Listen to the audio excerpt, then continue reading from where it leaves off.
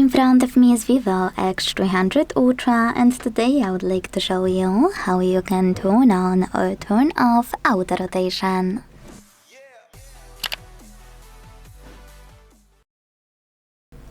All you need to do is go into tab menu. To do that, swipe down from the top right corner of your screen two ways, like that.